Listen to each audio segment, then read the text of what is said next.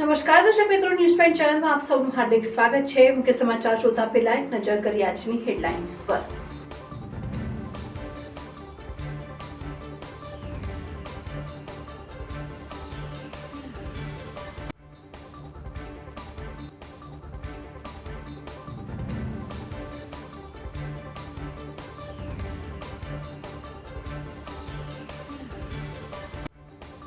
બનાસકાંઠા જિલ્લા કોંગ્રેસના મહામંત્રી અને દલિત આગેવાન સતીશ વણસોલાની અમદાવાદ પોલીસ દ્વારા ધરપકડ।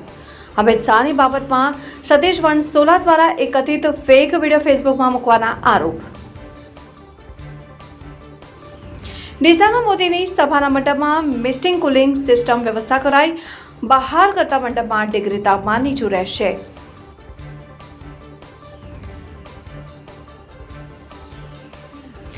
ડીસાની ગૌરી સદન સોસાયટીમાં પાણીની સમસ્યા, મહિલાઓએ મતદાનનો બહિષ્કાર કરવાની અને પાલિકામાં માટલા ફોડવાની ચીમકી આપી।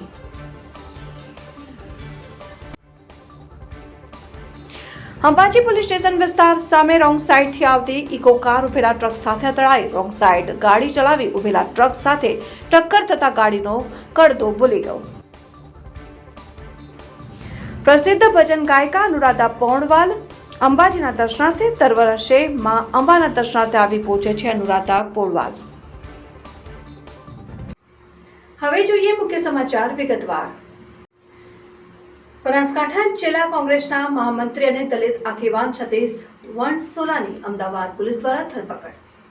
અમિત શાહની બાબતમાં સતીશ વણસોલા દ્વારા એક કથિત ફેક વિડીયો ફેસબુકમાં મૂકવાના આરોપસર ગઈકાલે રાત્રે 11 વાગે પાલનપુરથી તેમની ધરપકડ કરવામાં આવી। આખા ગામમાં આવા અનેક ફેક વિડીયો ફરે છે। બાબા સાહેબનું અપમાન કરતા વિડીયો લોકો ફેરવે છે અને ભાજપ આખું આઈટી સેલ ચલાવે છે ખોટા મેસેજ વિડીયો રમતા કરવા માટે। પણ ટાર્ગેટ દલિતોને કેમ?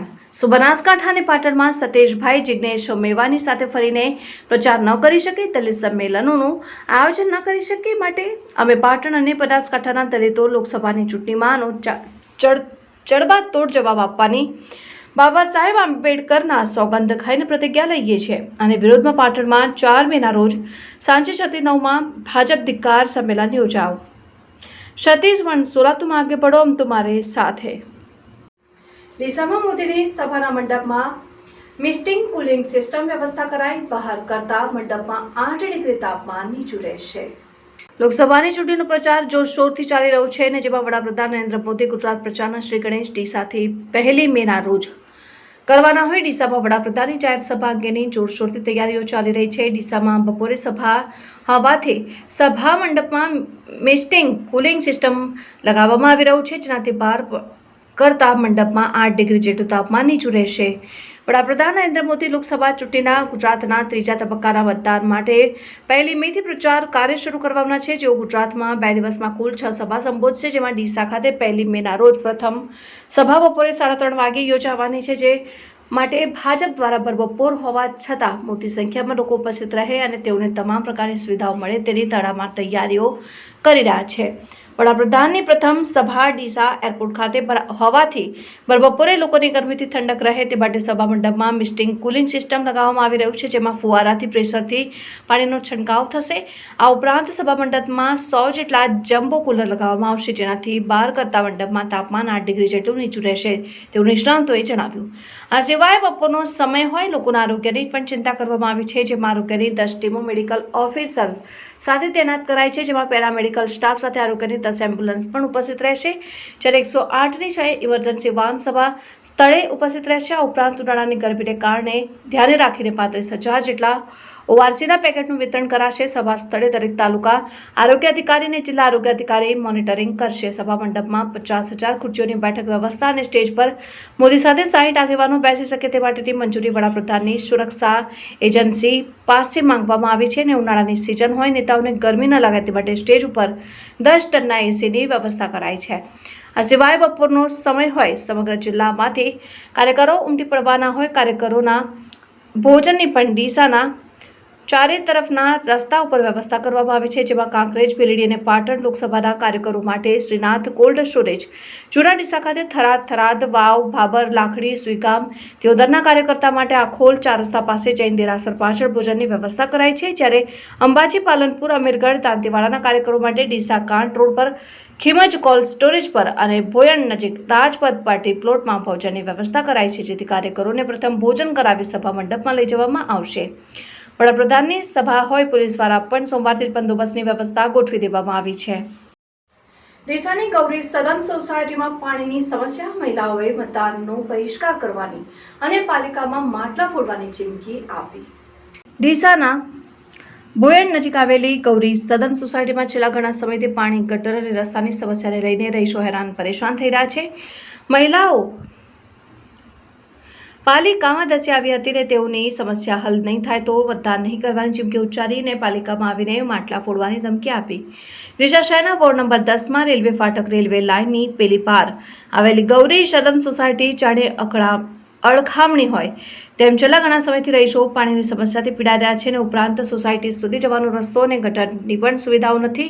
તમામ લોકો વેરા નિયમિત ભરે છે, પરંતુ પાલિકા દ્વારા કોઈ પ્રકારની સુવિધા અપાતી નથી। અગાઉ રેલવે નીચેથી લાઇન નાખવાની હોવાથી મંજૂરીની બહાના બતાવ્યા હતા, પરંતુ લાઇન નખાયા અને 4 માસ હોવા છતાં હજુ સુધી રહીશોને પાણીની સમસ્યા નગરપાલિકા હલ કરી શકી નથી, જેથી આજે સોસાયટીની મહિલાઓ મોટી સંખ્યામાં નગરપાલિકા કચેરી ધસી આવી હતી ને અધિકારીઓને રજૂઆત કરી જો આગામી સમયમાં તેઓની સમસ્યા હલ નહીં થાય તો પાલિકા કચેરીમાં આવી માટલા ફોડશે તેવી ધમકી આપી હતી, ને ઉપરાંત ગટર, રોડ અને પાણીની સમસ્યાનો હલ નહીં થાય તો લોકસભા ચૂંટણીમાં મતદાનનો પણ બહિષ્કાર કરવાની મહિલાઓએ ચીમકી ઉચ્ચારી છે।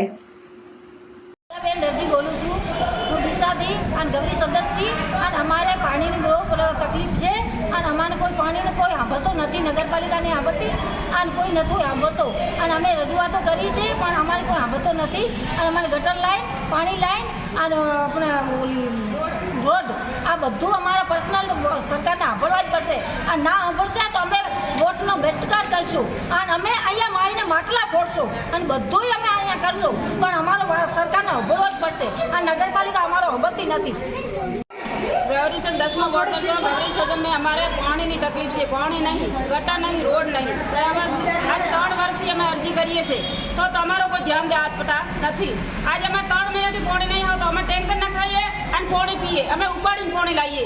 અમારે પાણીની બહુ તકલીફ છે, નગરપાલિકામાં આવે એટલે અમારે કોઈ સાંભળતો નથી કે તમારે કાલે પાણી આવી જશે, પરસો જે એમ અમને કરીને ધક્કા મારી બારે કાઢી નાખે। આજે અમારે પાણી નહોતો, અમારે કને પૈસા નહોતા ટેન્કરના, એટલે અમે નગરપાલિકામાં આ જાણ કરવા આવ્યા। બીજું અમારે કશું થતું, ગટર, રોડ અને પાણી આ 3 વસ્તુની અમારે બહુ તકલીફ છે, હોબળવી પડશે સાહેબ, અને અમારી આ વાત હોબળવી પડશે। અને જો પાણી, ગટર, રોડ અમારે ના થયો તો આપણે સોમવારે અમે હડતાલ માથે અમે ઉતરશો નગરપાલિકામાં, બરાબર?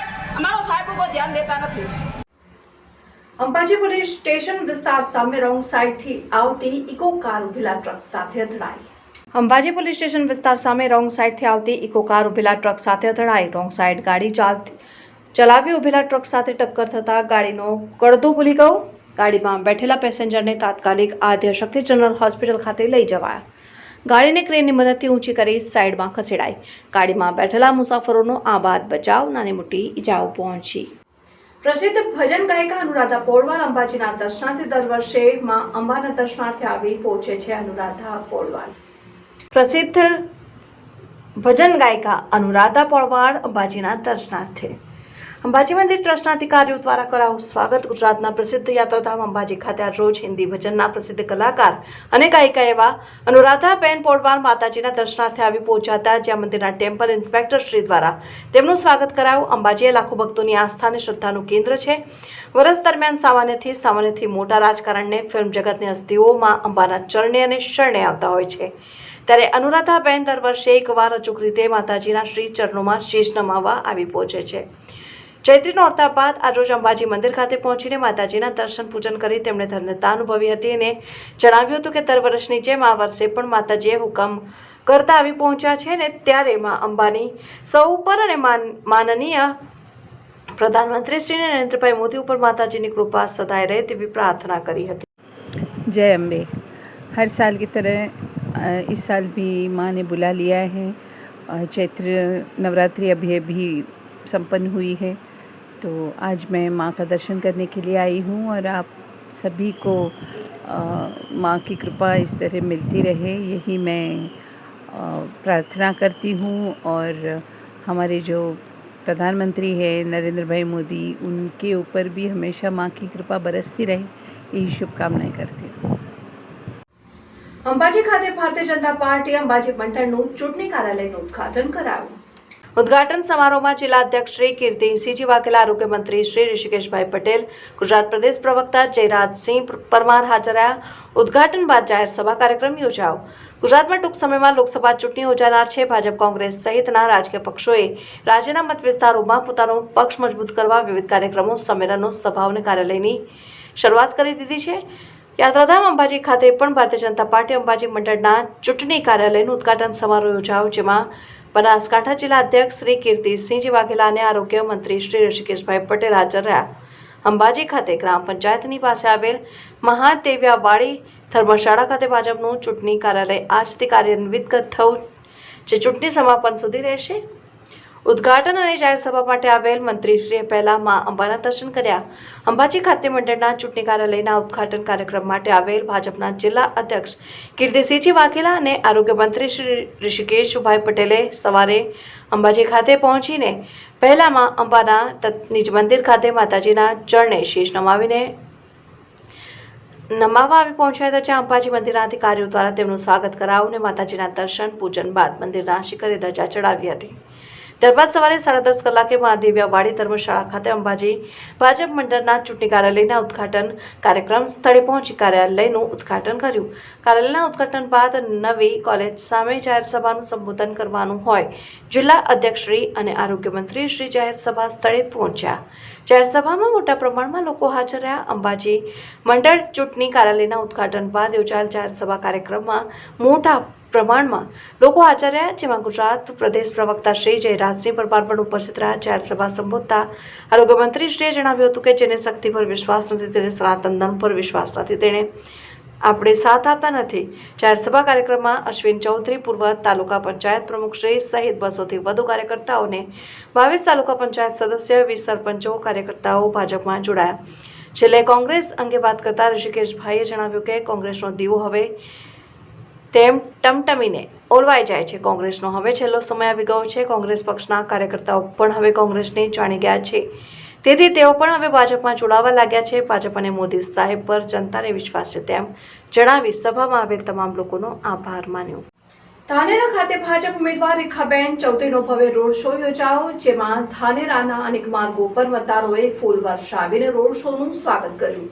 લોકસભાની ચૂંટણી યોજાઈ રહી છે, ત્યારે બનાસકાંઠા ભાજપ ઉમેદવાર રેખાબેન ચૌધરીનો ભવ્ય રોડ શો યોજાયો, જેમાં મોટી સંખ્યામાં થાવર હેલીપેડથી ધાનેરાના અનેક માર્ગો પર બાઇક રેલી દ્વારા મતદારો અને ભાજપ કાર્યકરો જોડાયા હતા. ખુલ્લી જીપમાં રેખાબેન સાથે જિલ્લા પ્રમુખ અને ધાનેરા એમએલએ અને ભાજપ જિલ્લા અને તાલુકાના અનેક હોદ્દેદારો જોડાયા. ધાનેરાના અનેક માર્ગો પર ફરતી વખતે ઉમેદવાર અને રોડ શોમાં જોડાયેલ લોકોનું ફૂલ વરસાવીને મતદારોએ સ્વાગત કર્યું હતું. રેલી સ્થળે અબકી બાર 400 કે પારના નારા સાથે પ્રસ્થાન કરવામાં આવ્યું. વહેલી સવારથી રેલીના સ્થળે મતદારોની ભીડ ઉમટી. જૂના બસ સ્ટેન્ડ પાસે જેસીબી પર ચડીને પુષ્પો વર્ષા કરવામાં આવી હતી. સમગ્ર રોડ શોમાં ભારત માતા કી જય, મોદી તુમ આગે બઢો, હમ તુમ્હારે સાથેના નારા ગુંજી ઉઠ્યા હતા. સમગ્ર રોડ શો દરમિયાન સમગ્ર શહેર ભાજપના રંગે રંગાયેલ જોવા મળ્યું. વડગામ માર્કેટ યાર્ડ ખાતે ગોડાઉનમાં આગ લાગતા લાખોનું સામાન બળીને ખાખ. વડગામ માર્કેટ યાર્ડ ખાતે ગોડાઉનમાં આગ લાગતા લાખોનું સામાન બળીને ખાખ. વડગામ માર્કેટ યાર્ડમાં અગમ્ય કારણોસર ઇલેક્ટ્રિશિયન ગોડાઉનમાં આગ લાગતા લાખોનો માલ બળીને ખાખ. ગોડાઉનમાં washing machine, fridge, LED, AC જેવા ઘણા બધા સાધનો બળીને ખાખ થઈ ગયા. ફાયર બ્રિગેડને જાણ કરતા તાત્કાલિક ધોરણે ઘટના સ્થળે દોડી આવ્યા હતા. આગને કાબૂમાં લે પહેલા લાખો રૂપિયાનો સામાન બળીને ખાખ થઈ ગયો. વડગામ પોલીસને જાણ થતા ઘટના સ્થળે તાત્કાલિક ધોરણે દોડી આવી હતી. ધાનેરામાં ભાજપના રોડ શોમાં ભમરા ઉડ્યા. રોડ શો દરમિયાન ભમરા ઉડતા મચ્યો અફડાતફડીનો માહોલ. રોડ શોમાં જોડાયેલા કાર્યકરોએ ભમરાઓએ માર્યા ડંખ.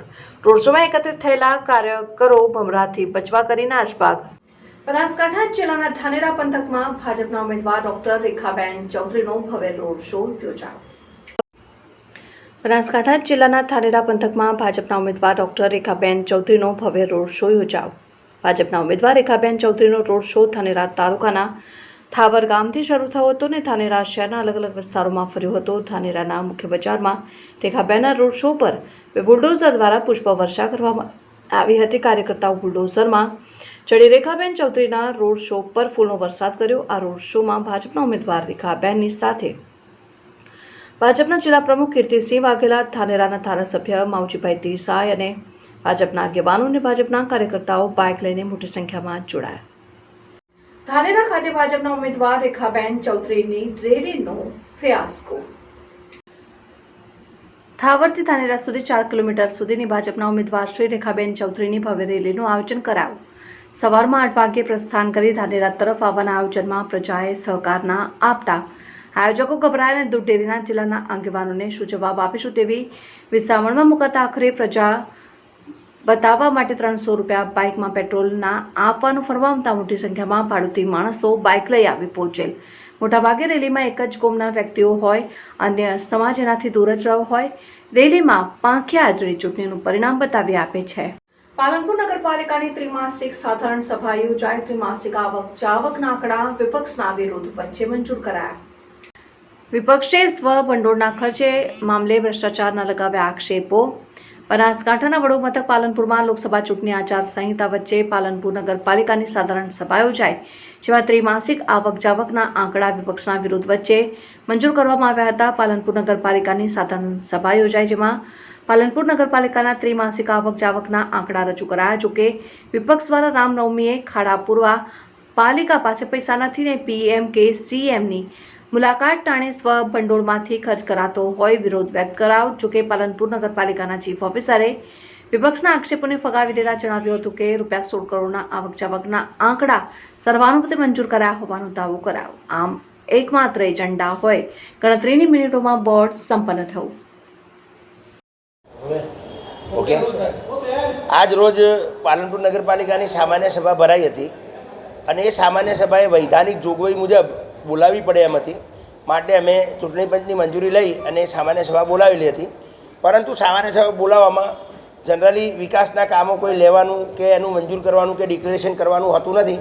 પરંતુ નગરપાલિકા સતત ચાલતું એક તંત્ર હોય, એની જે 3 મહિના દરમિયાન જે કંઈ ખર્ચા થયા હોય, ટોટલ અમારો લગભગ 3 મહિનાનો જે ખર્ચ છે એ 16 કરોડ રૂપિયાની આસપાસ છે. એમાં જેવો કે લાઇટ બિલ હોય, સ્વભંડોળના હોય, કર્મચારીઓના પગાર હોય, કેટલાક વિકાસના કામોના અગાઉ ચેક ચૂકવાયેલા હોય, તો એ જે તમામ ખર્ચ થયો હોય એ ખર્ચ વૈધાનિક જોગવાઈ મુજબ દર 3 મહિને મંજૂર કરવાનો રહેતો હોય અને સામાન્ય સભાએ સર્વાનુમતે પસાર કરી દીધેલ છે.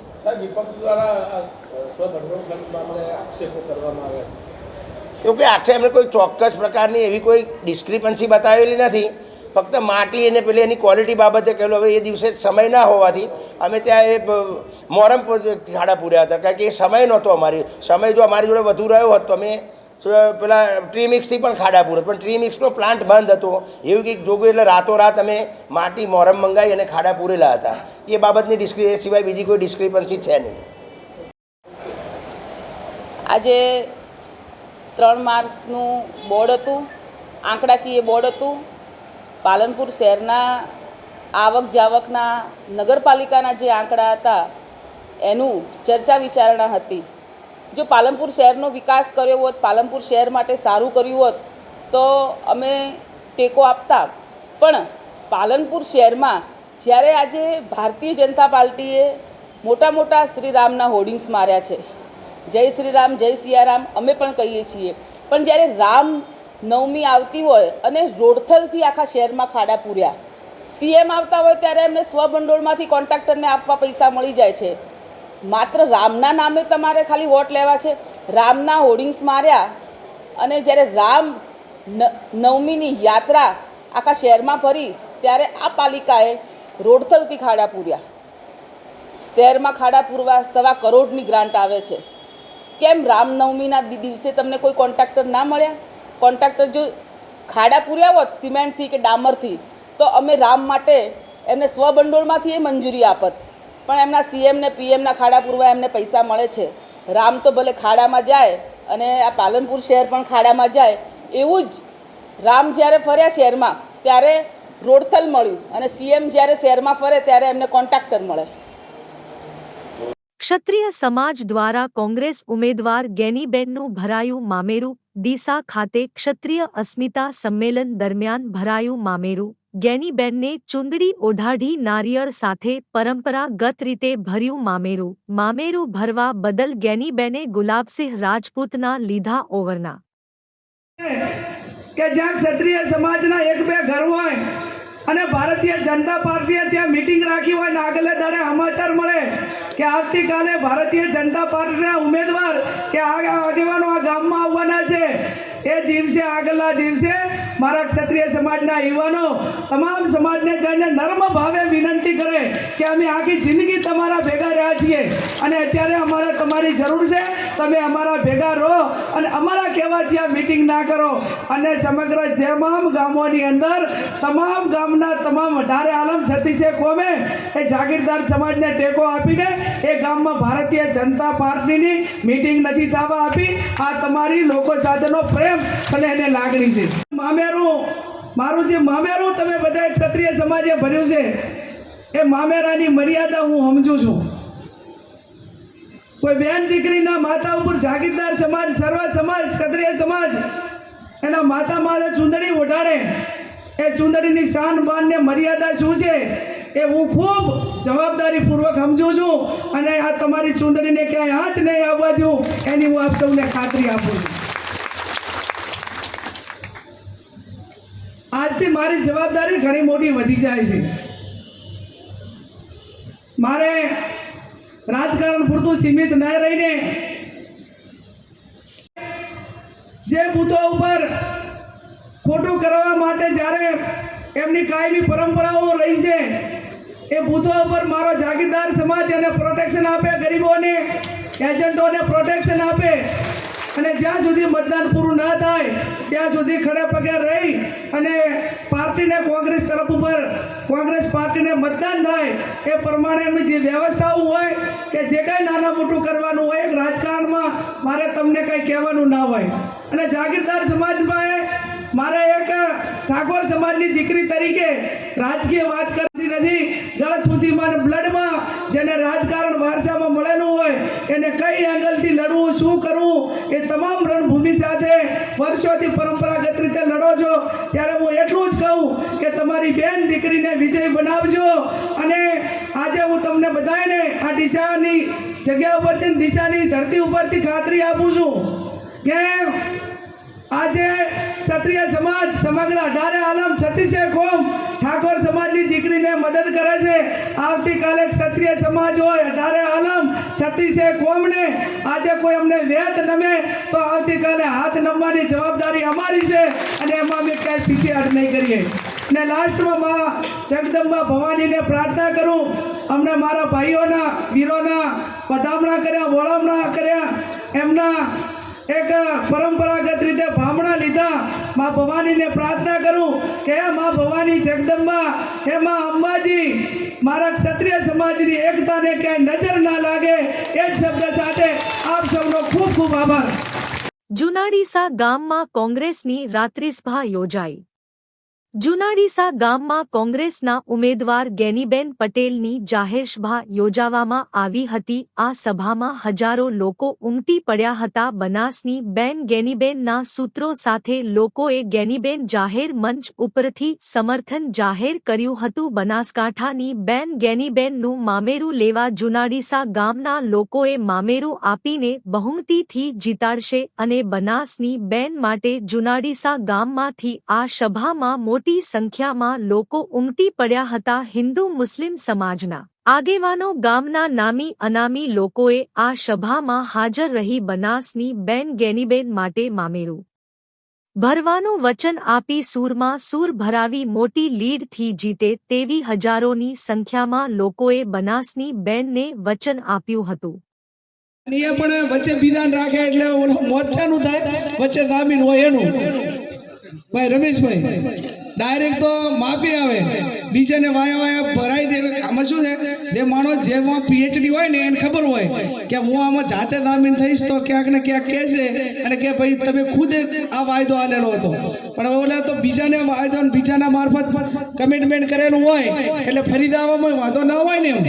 એટલે આ પ્રકારનું જ્યારે રાજનીતિ આ સ્તરે જઈ રહી છે ત્યારે મારી આપ સૌને બે હાથ જોડીને વિનંતી છે કે આવતીકાલે સમગ્ર બનાસકાંઠાનો ક્ષત્રિય સમાજ એ ડીસા મુકામે વંદના પાર્ટી પ્લોટમાં ભેગો થઈ અને તમારી બેન બનાસની બેન જ્ઞાનીબેન ઠાકોરને જાહેર સમર્થન આપવાનો છે. ત્યારે આપ સૌ પણ ત્યાં શક્તિસિંહ ગોહિલના હાથ મજબૂત થાય અને એટલા માટે આપ સૌ ત્યાં પધારવા માટે જાગીરદાર સમાજ વતી હું પણ આમંત્રણ આપું છું. આજે જાગીરદાર સમાજની વાત છે, કાલે બપોરે આપણા બધાની હશે. જાગીરદાર સમાજ કાયમી આપણે હાથે રહ્યો હોય ત્યારે એ આગળ કરતા હોય, એ આપણાને ભેગા રાખવા માટેની વાત કરતા હોય તો આપણે બધા 36 કોમે જાગીરદાર સમાજને સાથ સહકાર આપી અને એ નિર્ણય લે એની અંદર આપણે પણ બધાએ સામેલ થવું. દર્શકો આ હતા ત્યાર સુધીના સમાચાર. હવે પછીના નવા સમાચાર સાથે ફરી મળીશું. ત્યાર સુધી જોતા રહો ન્યૂઝ પોઈન્ટ ચેનલ.